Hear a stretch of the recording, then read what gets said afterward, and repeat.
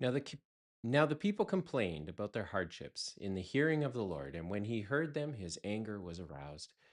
Then the fire from the Lord burned among them and consumed some of the outskirts of the camp. When the people cried out to Moses, he prayed to the Lord, and the fire died down. So that place was called Taberah, because a fire from the Lord had burned among them. The rabble with them began to crave other food, and again Israelites started wailing and said, "If only we had meat to eat.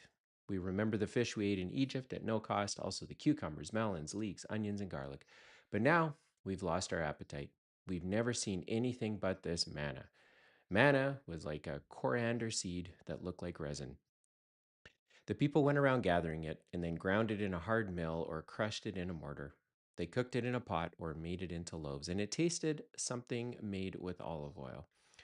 When the dew settled on the camp at night, the manna also came down. Moses heard the people of every family wailing at the entrance of their tents. The Lord became exceedingly angry, and Moses was troubled. He asked the Lord, "Why have you brought this trouble on your servant? What have I done to displease you that you put the burden of all these people on me? Did I conceive all these people? Did I give them birth? Why do you tell me to carry them in my arms as a nurse carries an infant to the land you promised on oath to their ancestors? Where can I get meat for all these people? They keep wailing to me, 'Give us meat to eat.' I cannot carry all these people by myself. The burden is too heavy for me. If this is how you're going to treat me, please go ahead and kill me. If I have found favor in your eyes, and do not let me face my own ruin." The Lord said to Moses, "Bring me 70 of Israel's elders who are known to you as elders and officials among the people. Have them come to the tent of the meeting that they may stand there with you. I will come down and speak with you there, and I will take some of the power of the Spirit that is on you and put it on them. They will share the burden of the people with you so that you will not have to carry it alone. Tell the people, consecrate yourselves in preparation for tomorrow, when you will eat meat. The Lord heard you when you wailed, 'If only we had meat to eat. We were better off in Egypt.' Now the Lord will give you meat, and you will eat it. You will not eat it for just 1 day, or 2 days, or 5, 10, or 20, but for a whole month, until it comes out of your nostrils, and you loathe it because you have rejected the Lord who is among you, and have wailed before him, saying, 'Why did we ever leave Egypt?' But Moses said, 'Here I am among 600,000 men on foot, and you say, I will give them meat to eat for a whole month? Would they have enough if flocks and herds were slaughtered for them? Would they have enough if all the fish in the sea were caught for them?' The Lord answered Moses, 'Is the Lord's arm too short? Now you will see whether or not what I say will come true for you.' So Moses went out and told the people what the Lord had said. He brought together 70 of their elders and had them stand around the tent. Then the Lord came down in the cloud and spoke to him. And he took some of the power of the Spirit that was on him and put it on the 70 elders. When the Spirit rested on them, they prophesied, but did not do so again. However, 2 men, whose names were Elad and Medad, had remained in the camp. They were listed among the elders, but did not go out to the tent. Yet the Spirit also rested on them, and they prophesied in the camp. A young man ran and told Moses, "Elad and Medad are prophesying in the camp." Joshua, son of Nun, who had been Moses' aide since his youth, spoke up and said, "Moses, my lord, stop them." But Moses replied, "Are you jealous for my sake? I wish that all the Lord's people were prophets, and that the Lord would put his spirit on all of them." Then Moses and the elders of Israel returned to the camp. Now a wind went out from the Lord and drove quail in from the sea. It scattered them up to 2 cubits deep all around the camp, as far as a day's walk in any direction. All that day and night, and all the next day, the people went out and gathered quail. No one gathered less than 10 homers. They spread them out all around the camp. But while the meat was still between their teeth, and before it could be consumed, the anger of the Lord burned against the people, and he struck them with a severe plague. Therefore, the place was named Kibroth Hattaavah, because they were buried because there they buried the people who had craved other food. From Kibroth to Hattaavah, the people traveled to Hazeroth and stayed there. That is Numbers 11. And there's so much stuff going on there. What I want to highlight, of course, is as a business owner, it forces me to ask myself, what part of my business depends too heavily on me? A couple of things to clarify there. Moses, it's got these people coming out of Egypt, 600,000 of them, plus women and children. So there's a lot of people, and they're all complaining. They've all been eating this manna that comes down every day, and they're like, this is not good enough. Why aren't we in Egypt? In Egypt, we had all these great things like cucumbers and melons. And I mean, they forgot that they were under the iron fist of the Pharaoh. But human nature, being as it is, our memories are short. And so the Lord just complains. He's like, or sorry, Moses just complains to the Lord and is like, man, what is going on? Why'd you give me all these people? And I think as a business owner, if we're being honest, we've run into those moments where we're just banging our head against the wall because we don't understand how things just can't get done. You know, we build businesses, we build processes, we try to do all the right things, and yet people still complain, and that can be super, super frustrating. And I think that Numbers 11 for me is really instructful because it teaches me a couple of things. First of all, it teaches me that I can question God. It teaches me that God um, pours out his spirit to help me make better decisions than I would make on my own. And just to take a little sidetrack here, God created the world, God created us in his image. He sent his son Jesus down to take human form to live a life so that we could see what it means to be perfect, knowing that we can't be. And when Jesus was crucified on the cross for doing absolutely nothing wrong, when he ascended to heaven, he left his spirit with us so that as believers in Jesus and who he claims to be and who he is, we are filled with his spirit so that we're able to discern the will of God. We're able to have a relationship with God, which wouldn't be possible if that wouldn't have happened. So when I come to Numbers 11, I realize that Moses questions God. God's like, hey, I can take your questions. I'm really good. Moses gets mad at the people he was leading. I know that I have done that numerous times, more times than I think I care to remember. Moses got upset with God, and then God responded. And I think that's the key here.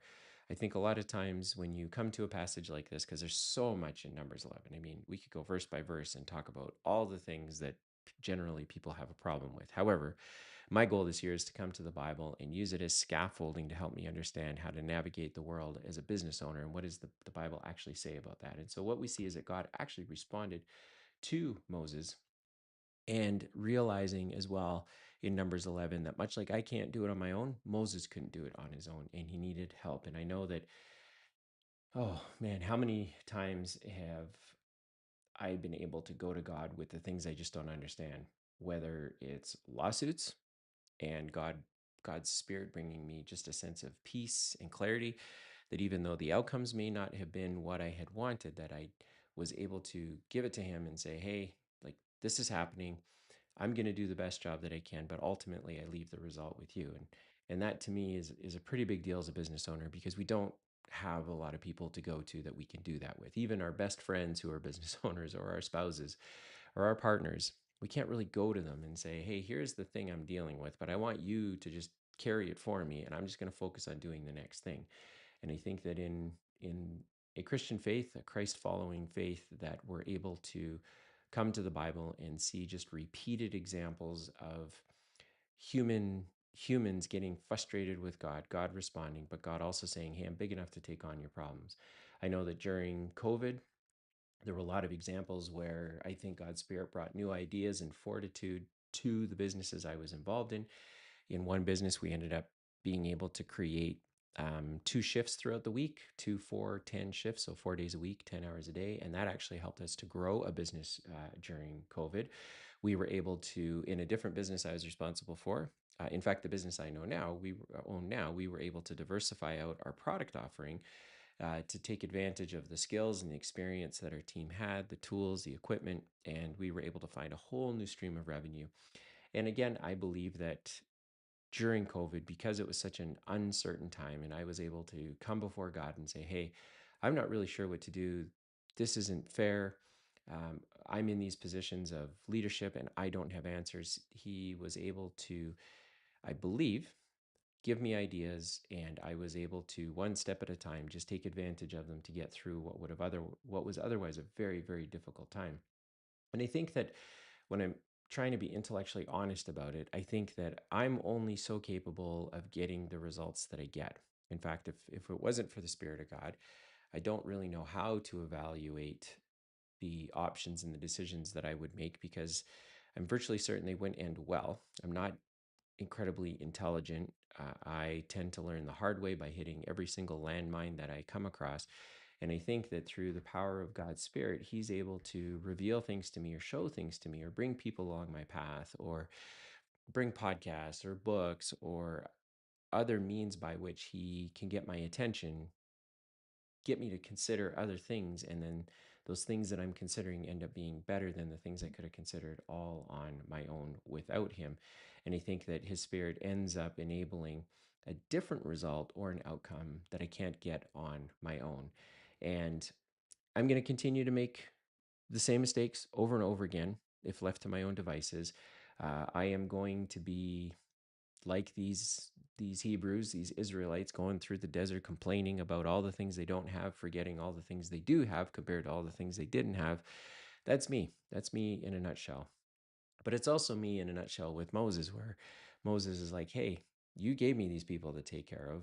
Now I need some help. And I think as a business owner, I am entrusted with the lives of other people to serve and to ensure that our business can be stable, can be durable, can give each of them an opportunity to pursue what makes them valuable.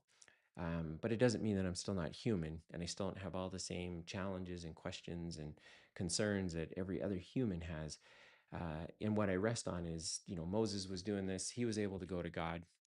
I'm able to do the same thing. You, as a business owner, are able to do the same thing. And I think if we look into the life of Jesus to say, well, where did Jesus do this? Because to me, that's ultimately the proof test. And what I see in Jesus is, first of all, when Moses was given the Spirit, God said, hey, we're going to put the Spirit on 70 of the elders so that you don't have to bear this burden on your own. And you might recall from an earlier episode that Jethro, who was Moses' father in law, gave him the idea of, hey, break people into thousands, hundreds, fifties, and tens, and teach them how to deal with the simple issues that come up so that you can deal with the complicated issues that you're best served to do because you can't do it all on your own. I think in Numbers 11, we see this again, where God is like, hey, get 70 of the elders because they should be the ones that I'm going to put my Spirit on that can help you wrestle through and deal with the grumbling that the people you are leading have. And that wasn't to subdue them, that was to serve them, because Moses was only capable of serving so many people at the same time, and he needed help with that. When I look into the Bible, talking about what part of my business depends too heavily on me alone, we also see Jesus recruiting 12 ordinary people, asking them to follow him so that they could be his close group of people that went out and did the work with him that God had called him to do. We also see a parable story, an example in John 15, 1 to 8, where we talk about the vine and the branches, that the fruit comes from all of the branches, not necessarily just the trunk of the plant. That as we are all planted into the trunk, the body of Christ, that each of us go out and have branches. And it's, again, this idea that you're not supposed to do everything on your own, that God has created each of us to go and do different things. And as leaders, our job is to identify on our team those people that can do the things that desperately need to be done so that we as business owners don't have to do it all on our own. And then we see in John 20:21 that when Christ is ascending, leaving, he says to his disciples, hey, I'm gone now. I'm going to leave my Spirit with you, and I'm also going to leave the mission with you. You're going to continue the work that we did together as a group. I'm going to go now, be with my Father. I'm going to leave the Spirit with you. And you are now going to go and continue the work. And again, it's just that idea that I don't need to do it all myself. If Jesus was able to recruit and hand off the work that he was given the responsibility to complete, that's instructful for me. If it needs to be something outside of Jesus's life, I can go into the Old Testament and see Moses leading um, the people out of Egypt, having them complain, having them in all of their humanity complain about the things that they only wish they could have complained about years earlier, and that he still had to find a way to get help, to get people to come around him to deal with the complaints and the challenges and the issues. And so that's, again, a reminder to me that I'm called to do the same thing, and that as a business owner, I'm not supposed to do it all by myself. And as I go through the day today, I'll be thinking about building up people, looking into what I'm doing each day for where people are depending upon me and seeing if it's something that I can hand to somebody else, or if it's maybe something in our business that we can insert technology or AI or some resource that allows that responsibility to be handled better than it would be in my own hands. And I find that very instructful and very helpful.